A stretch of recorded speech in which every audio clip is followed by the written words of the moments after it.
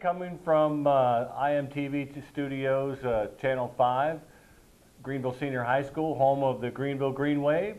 We are here for Never Stop Serving, our 7th episode. Steven, woohoo! Woohoo! All right, so we're at 7, and we have our first female veteran here in the studio, and we're going to pick her brain and make her tell us everything about her that she possibly wants to share. Again, 7th episode, very happy about that. Never Stop Serving for the Greenville Veterans Memorial Park and Digital Library. We're going to get right to our guest, Chris Nehring, right? And we're going to let her tell you all about herself. Please, Chris, start off where you came from, who you are, everything you want to tell us from start to finish. Go. All right, my name is Chris Evers Nehring. My dad was Larry Evers. My mom was Mary Evers. I'm from Greenville, Ohio. Grew up, graduated in 1986 from Greenville. Woohoo! We love it when we have Greenville alumni here. Love it. Go ahead. I left for the military right after I graduated. About 3 months after I graduated, I left. I went to basic training in Lackland, Texas. Went to Biloxi, Mississippi. I was a nav aids technician. Basically, I worked on Air Force. I worked on the flight line navigation systems. Basically, whenever there's bad weather, airplane needs to know glide path and glide angle, how to touch down to a runway. I worked on that equipment that did that. Was it like the avionics or? It's the ground avionics. It's the part that talks to the airplane. Okay. So when pilots can't see the runway, they need to land. That's okay. what they use. It's a radio beam.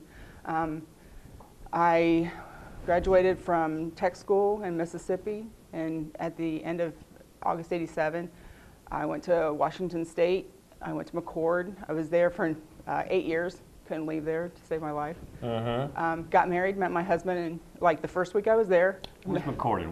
It's Washington right? State. Yeah, it's just south of Seattle. Okay. Met my husband there. We dated forever. Got married finally, and we had our first child there, my daughter, and had my son right after, like 2 years later. 2 years after that, I got my assignment to Honduras. So I went all by myself to Honduras, left my family. Did a year in Honduras, which quite eye-opening. If you guys ever want to visit a third world country, very eye-opening to what's the differences in how we are and what you can really appreciate. Don't they have like real sloths down there, or what do they call them? The real. There's sloths down there, but we saw a lot of monkeys. Monkeys, okay. There was a lot of monkeys. But it's real eye-opening. You know, you see these little kids that all they do is huff paint all day. That was like a big thing. And hungry. Always, they would hang outside McDonald's, and anything you didn't eat, they would eat whatever you wanted. And so, you know, it's very hard, especially when my 2 little kids are at home. Right. So, and I met one little guy. He was tiny, and I asked him how old he was. He said he was 7, and my daughter, who was like 3 at the time, was twice as big as him. So it was kind of sad. Left there, got back with my family in Biloxi, Mississippi. Stayed there for 2 years. Went to Omaha, Nebraska, to Offutt Air Force Base. Stayed there for 3 years. My husband went to Korea while we were there. Actually, while I was there, I went to Saudi Arabia for 3 months. So it was 10 years after the Desert Storm really kicked off that I went to Saudi. I just went for a TDY for 3 months. All right, so you went to Saudi, TDY. Where at in Saudi did you go? It was Prince Sultan Air Base. Prince Sultan Air Base. Yeah. And okay. So got to go to Riyadh. That was very interesting. It was really eye-opening also, different culture. Right, oh yeah, yeah. Then we went to California from Nebraska, and that's where we retired. All right. All right, so Saudi and Honduras, and how many years were you in the Air Force? I was in 20 years and 11 days. 20 years and 11 days, so you retired? I retired. All right. And your husband, did he retire? He retired in 2005, after 2005? 21 years, yeah. All right. All right. And what'd you do after that? You came back here. I came back here, and I figured because my kids had given so much of, you know, they didn't get 100% of my time because I did work, because what I worked on, I was getting called out in the middle of the night, all that kind of good stuff. I never missed a softball game. I never missed a wrestling match. I never missed any of their sporting events. Nothing that they did I missed. Oh, good. So had put in a lot of extra hours after that, but my work was really good about making sure I had everything. And I coached softball, I coached basketball, I did all that fun stuff. So I figured, you know, they gave up so much, stay-at-home mom. And I did that until they graduated. And as soon as they graduated, I said, okay, now it's time for me to go do something else. So I actually went back to school. I went back to Sinclair. I got a degree in baking, so now I have an associate's degree in baking. Yeah. Excellent, excellent. Using the other side of my brain for a while. Right. But as for going back and serving, I joined the DAR, Daughters of American Revolution, in 2000. It's been 7 years, so 2009. 2009. Yeah. Now do me a favor, explain to the viewers what DAR is. It's the Daughters of American Revolution. Right, and we're a service organization for women. If you're 18 years older and you can prove lineage to a revolutionary patriot, you can join. We promote education, preserve heritage, and we also do a lot of veterans organization. Like we're really veteran. For us, our chapter, we do a lot of veterans stuff. It's our 125th year this year, and yeah, that's. Okay, that's great, and that's why I wanted to bring that up, because you're a good example of Never Stop Serving. We try to highlight those folks that, you know, after they're done serving in the military, they go on and do other stuff. Not particularly have to be for veterans, but that helps. So the DAR, is that just an Ohio thing, or No, is it a national? It's actually worldwide. It's a worldwide, Yes. national. And you said prove that you lineage to. How do you do that? How would I do that if I wanted to, you know? Well, you'd be a Sons of American Revolution. Right, but how would I prove that? You would go back. Usually, the easiest way is to contact the DAR chapter and to work with a registrar, and she will help you go back and find, go back in your heritage and find a patriot, like through birth records or I can't remember what those things are. It's where they go through and they have everybody in the county sign to say where they are. I can't remember what those things are. Like a family tree? I'm not sure. Well, I want to get good at this, because this is going to be part of the line of what the library is doing and stuff like that. Yeah. But you just have to go back and you know who your mom married, who your grandma, you know, and dad, whatever, whichever side you want to go, and it goes all the way back. And usually, like for me, I was lucky my aunt had already been in, so I just used my mom's information connected to my aunt and was able to go in through that way. Some people have a hard time because they have to prove every single, you know, heritage back, because they haven't. There's been nobody in their family who's joined DAR before. Right. But it can be something as simple as a tax payment that proved that they supported the North, or the American side. The North. Yeah, the American side. I understand.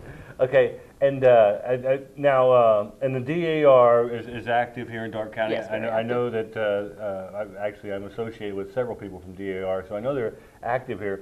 What are they up to now? What's coming up for the DAR? Right now, we had a run last year, a 5K walk run for last year. We at the fairgrounds. At the fairgrounds, and last year we honored the 50th anniversary of Vietnam War. It was called Welcome Home. Right. And this year we're having another one. It's May 21st at 9 o'clock in the morning. That's start time. 8:30 is when we're going to have our opening ceremony. We are honoring the 75th anniversary of World War II this year. Excellent. Excellent. Okay, so you said 9 o'clock in the morning on the 21st. What day of the week is that? It's a Saturday morning. Saturday. Okay. All right. We'll see what we can do about that. 21st, and that's the weekend before Memorial Day weekend, It is. right? It is. Okay.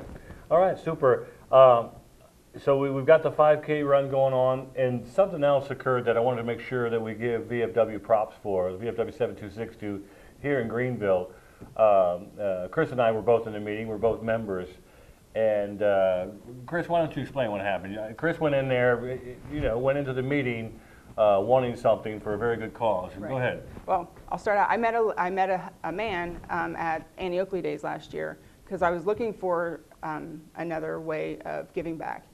And I met this man it's called Angels for Veterans, and his wife has started the organization. They do service dogs or companion dogs for vets. And I just think that it's a great thing. One of the things that they do is a dog they train them for PTSD and like night terrors. They do mobility, they do sight, they cover everything. So, but the main ones that I find super interesting are the ones that care for PTSD and night terrors, because, people they have their night terrors, and a dog is trained that when they start seeing them have movements or whatever, they wake them up to get them out of it. Right. So, and that really kind of keeps calm. And for like PTSD, I know there's a lot of suicide. I mean, that's a really big topic right now.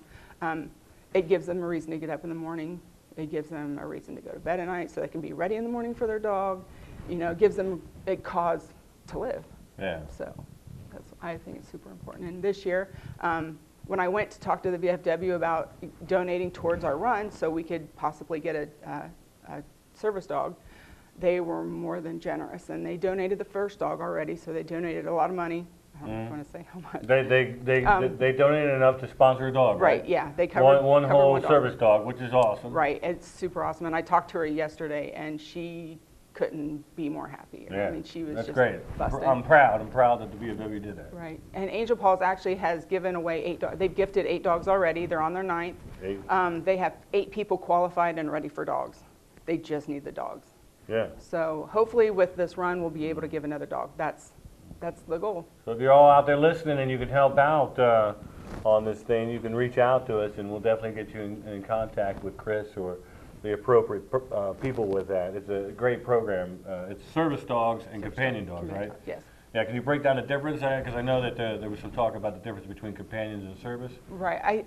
I'm not 100% sure, but I think service dogs are ultimately, they're the ones that, from what like she was saying, is they're allowed to get on airplanes, in restaurants, in malls. I mean, they're actually trained up for taking care of this person, and that person can't really function without them. And she said that they even give them a little card that they carry in their little vest that says that they are an authentic service dog. Companion dogs are kind of just that. They just are there for that person all the time. They really don't serve a function. Like they're not trained to wake them up from PTSD. They're not trained, right. For, I know that one of the things was like grabbing things. Like if somebody doesn't have the mobility to get things or pick things up, a dog is trained to pick things up and hand it to them. Right. So I thought that was pretty interesting too. And the VFW also gave to the run too. They also they donated towards the run. They were the first ones to donate. I was proud of the VFW. That's why I want to bring that up. Me too. Yeah. They need to get props for this. Yes, definitely. What did we forget? What are we missing? What else do you want to share? What do you think is the biggest concern or the biggest worry or the biggest issue for veterans facing today, right now? I think health care. It's good to see that things have changed since Vietnam about, they're like respecting veterans. I think they get a lot of respect now. I just don't think they get the care when they get back. I think they do too many tours back to back to back to back.